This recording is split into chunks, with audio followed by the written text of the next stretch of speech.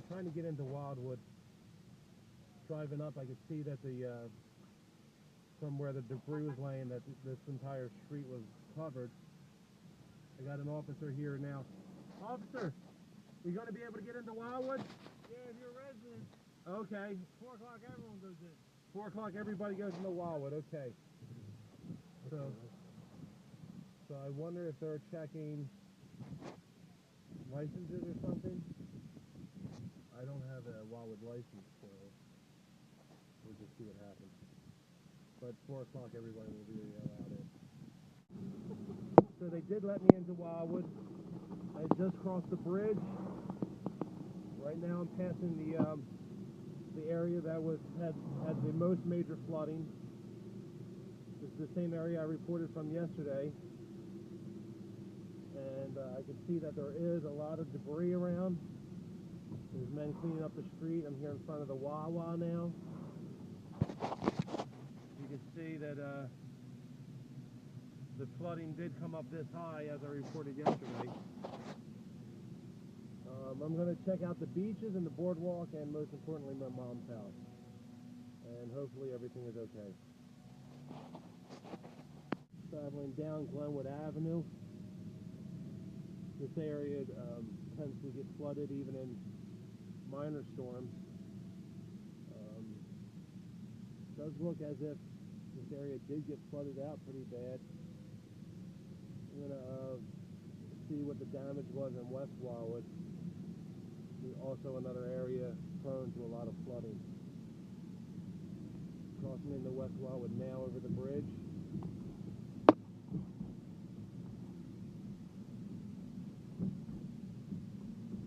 You can see by the debris on the side of the street that this area was flooded.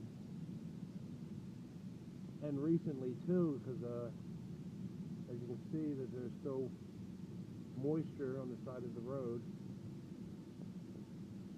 So this probably was all flooded even with the last high tide after the storm. But the roads are clear now, and that's a good thing.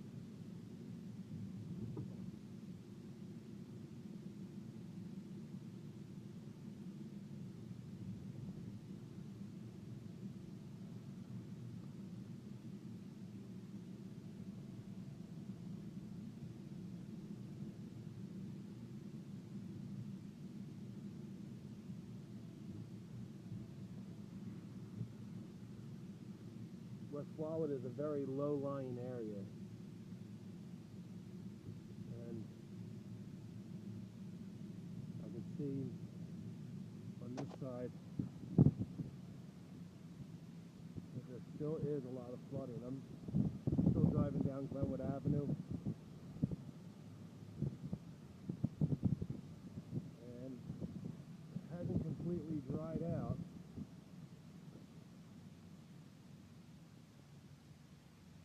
This water that I'm driving through right here in the center is about an inch deep.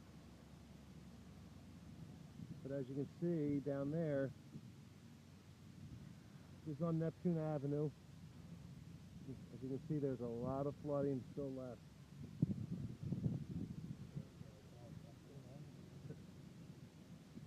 So this is the area that yesterday a woman reported that the National Guard came out and physically picked people up.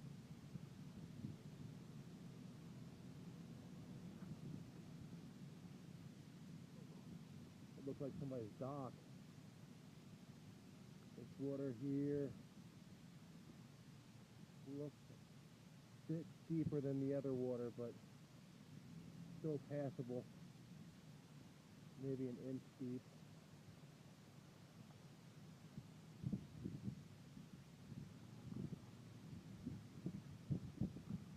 Coming up on E Street.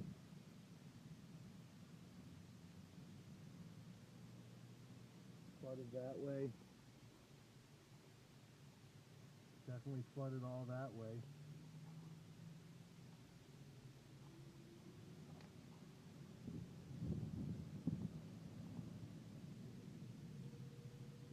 Coming up here on D Street.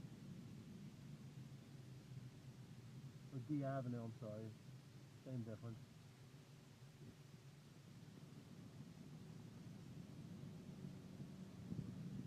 So not completely dry here in West Wildwood, even though we are at low tide. I'm just going to go on down here to the end and see what's happening down here at the end.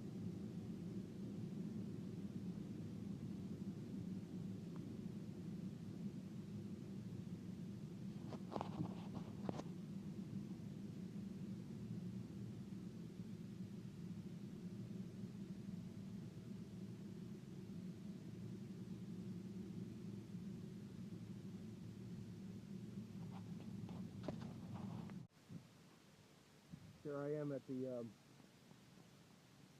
don't know the name of this street, but it's here in West Wildwood. It's the street most facing the bay. As you can see, it's an utter mess. There's debris all over the street, but it doesn't look like there's been much property damage.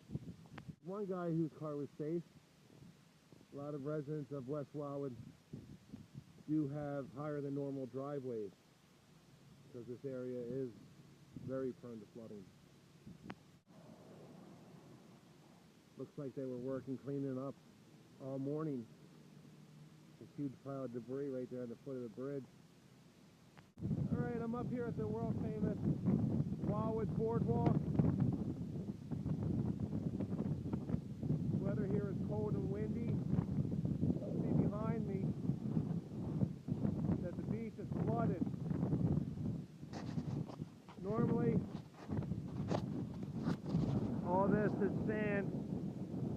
Anybody familiar with Wildwood knows that it's notorious for its long beach, but it's flooded now. You can see that some holiday decorations have blown around and are on the beach. Looks like this island took a pretty hard pounding. Up here on the boardwalk still, this sign, I don't know exactly where it came off from, but somebody over there lost their sign. So somebody's going to be selling a lot less spaghetti come spring and next summer.